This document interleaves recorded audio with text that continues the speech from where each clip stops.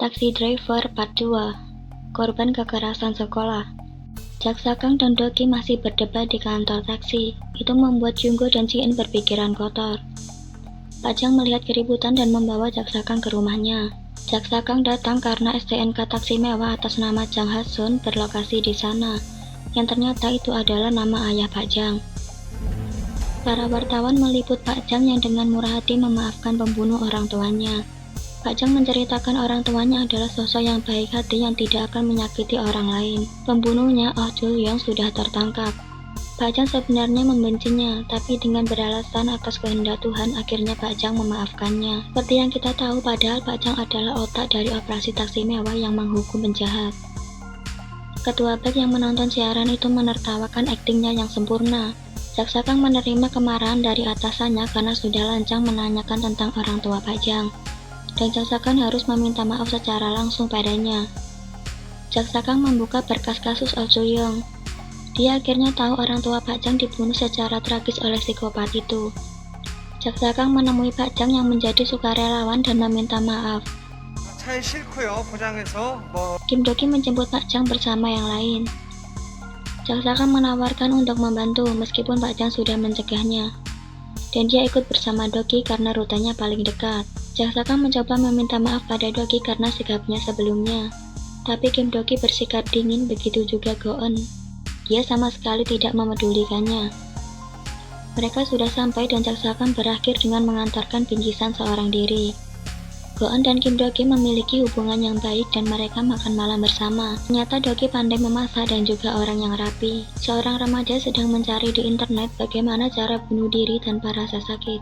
Namanya Park Jung-min. Di layar muncul iklan taksi Delus yang akan membalaskan dendamnya. Keesokannya dia melihat anak-anak yang membulinya di depan sekolah. Itu membuatnya takut dan berbalik pulang. Dia melihat ibunya yang tidak bisa bicara dan mendengar kesulitan mendapatkan pelanggan. Dia kembali teringat iklan taksi mewah yang ternyata sudah dia simpan. Penderitaannya bermula sejak dia menjadi murid baru. Dia diejek berbau ikan dan bahkan mereka juga memukulinya. Jungmin melaporkan pada guru, tapi justru dia yang dianggap belum menyesuaikan diri. Selain tukang buli, mereka juga terlibat pergaulan bebas dan mengambil uang saku Jungmin. Mereka membuat Jungmin terluka dan meminta uang kompensasi. Saat dia melapor ke polisi, itu juga diajukan. Para guru mengadakan pertemuan dan menanyakan kebenaran luka di kakinya. Mereka akhirnya meminta maaf dan menganggapnya lelucon. Tapi para guru itu tidak benar-benar bersimpati tapi kesal karena Jungmin lapor pada polisi. Pak Jang sudah menerima permintaan balas dendam Jungmin. Byung-go dan Jin-eun membuat sepion taksi mewah berfungsi seperti senter, tapi sepertinya itu sia-sia. Pak Jang meminta untuk menangani kasus Jungmin dengan hati-hati karena dia masih remaja. Singkat cerita, Jungmin turun di tempat game dan mulai membuat kesepakatan untuk balas dendamnya. Awalnya dia ragu untuk melanjutkan, tapi dia teringat perlakuan mereka yang kejam dan ingin membuat mereka merasakan apa yang dia rasakan. Tim taksi mewah mulai memberikan pelajaran pada anak-anak SMA ini. Kim Doki secara sengaja menukar nomor antrian makanan miliknya dengan wali kelas Jungmin dan membuatnya sakit perut. Doki menjadi guru yang akan menggantikannya. Dia terkejut karena Go-eun membuat keahliannya di pelajaran matematika. Di awal perkenalan, anak-anak itu sudah bersikap tidak sopan. Mereka juga menghina Doki karena dia hanya guru sementara. Mereka bahkan memfitnah Doki memukul salah satu murid dan mengambil uangnya. Ada data orang tua anak-anak itu pernah dipanggil tapi tidak pernah datang. Yang datang hanya pamannya yang selalu berganti. Untuk pergi ke klub, mereka membodohi seorang nenek untuk membelikannya barang mahal.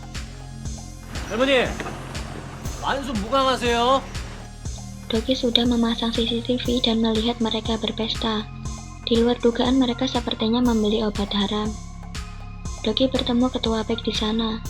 Dengan tawarannya sama, ketua BEK berjanji akan memberikan apapun jika Doki mau bergabung. Seungmin meminta uang dari anak lain dan dipergoki oleh Doki. Pak Jang mencetak laporan dan membuatnya masuk ke dalam pengiriman Jaksa Kang. Ternyata itu adalah detail berkas untuk pabrik Jotgal yang membuat polisi yang bekerja sama dengan mereka dipanggil. Ketiga berandal kecil itu memikirkan cara untuk mempermalukan guru sementara mereka. Keesokannya mereka tidak melihat nenek yang mereka tipu, tapi ada kakek yang menjual rokok khusus kesukaan mereka. 여기 할아버지 많이 파셔요. Mereka mulai menjebak Dogi dengan memasukkan majalah dewasa dan membuatnya pergi ke perpustakaan. Sengtai meminta seorang gadis untuk berpura-pura dilecehkan oleh Dogi di perpustakaan itu. Gadis itu juga mengaku ada fotonya di tas Dogi. Dogi dengan cepat menyadari itu adalah perbuatan Sengtai. Pak Jang mencari Bu Ho Jung, tapi ternyata dia sedang di rumah sakit karena mencoba bunuh diri. Pak Jang menemuinya di rumah sakit. Bu Ho Jung bercerita kalau penjahat yang membunuh putrinya tidak akan dihukum karena masih muda. Pak Jang memberinya semangat dan memintanya agar meneruskan hal baik yang dilakukan putrinya. Itu pasti akan membuat putrinya juga merasa bahagia.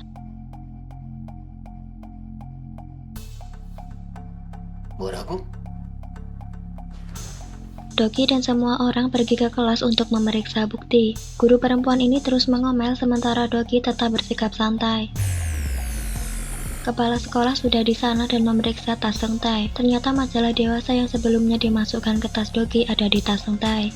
Saat Dogi diajak ke perpustakaan, dia meninggalkan rekaman dan melihat kelakuan ketiga berandal itu. Dogi sengaja membiarkan rencana mereka berjalan dulu. Bahkan Goan turun sendiri ikut menyamar sebagai siswa yang cantik. 수고했어. 고마워. Dia pergi mengambil majalah dari tas Dogi dan meletakkan di tas Sengtai. Dia juga yang menelpon kepala sekolah. Goan juga meminta gadis itu untuk berhenti berpura-pura. Guru perempuan itu tentu saja minta maaf sudah menuduhnya. Sengtai menjadi sangat marah pada teman-temannya karena tidak becus. Di tengah jalan, Sengtai melihat kakek penjual rokok yang dia beli kemarin ditangkap polisi karena menjual obat haram. Kakek itu menuju ke arah mereka yang sudah membelinya.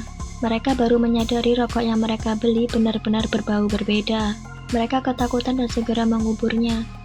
Keesokannya di sekolah dia meminta anak-anak lain untuk mengacuhkan Dogi.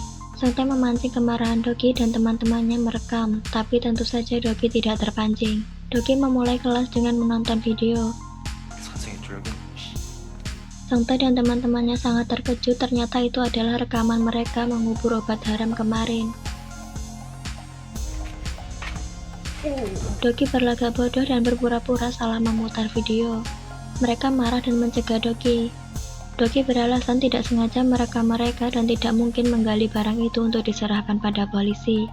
Mereka dengan panik memeriksa kembali tempat mereka mengubur barang itu, tapi tidak ada. Dogi menelpon dan mengatakan sudah menyerahkannya pada polisi. 내가 니들 거란 얘기를 끝까지 안 했어. 어때? Tentu saja itu membuat Sengtai frustasi. Keesokannya Dogi yang merasa menang menyuruh Sengtai membelikannya minuman. Jaksa Kang masih penasaran dari mana laporan tentang pabrik Jotgal itu datang dan bahkan bisa membuat polisi itu luka parah. Jaksa Kang menyelidiki mobil polisi yang rusak itu dan penyebabnya karena dihantam kerangka baja. 이거 뭔가 있어요.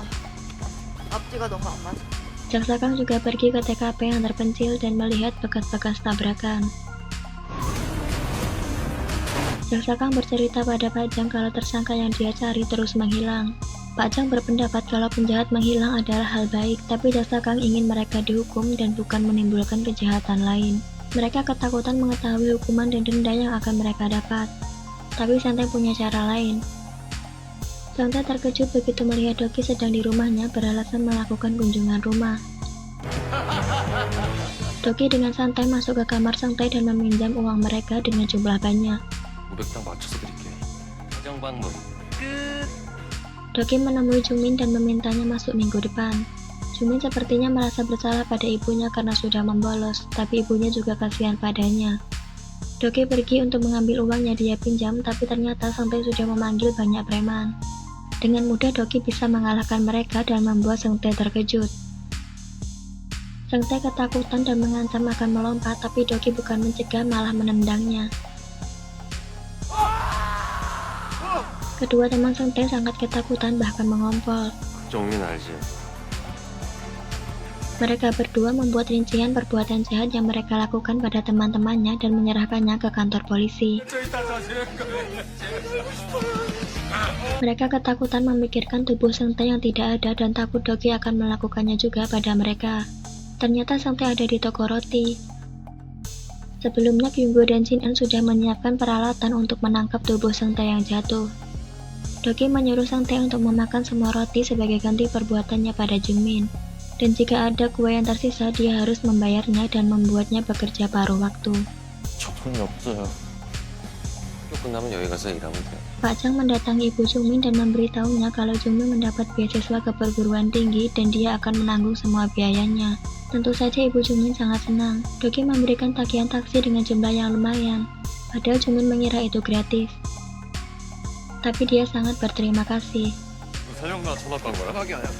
Akhirnya dia bisa bersekolah lagi dengan tenang karena anak-anak nakal itu sudah diusir. 수고하셨습니다.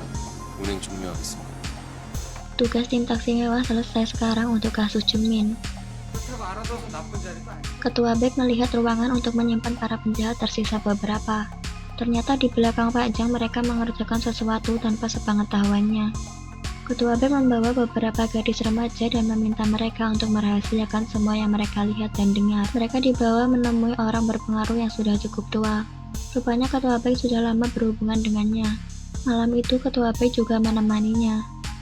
Pak Jang dan Jaksa Choi mengajak orang kepercayaan mereka makan malam bersama, tapi suasana masih canggung antara Doki dan Jaksa Kang. Doki akan mengantar Jaksa Kang pulang, tapi di tengah jalan ada suara peluit yang tiba-tiba membuatnya pusing dan pingsan karena teringat traumanya. 이건 단풍상 자국들 같은데.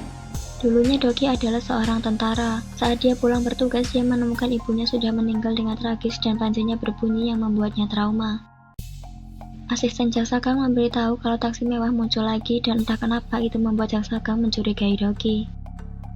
Goen teringat dengan kakaknya yang sudah meninggal dan masih rutin mengirimkan pesan. Terima kasih sudah menonton, jangan lupa subscribe.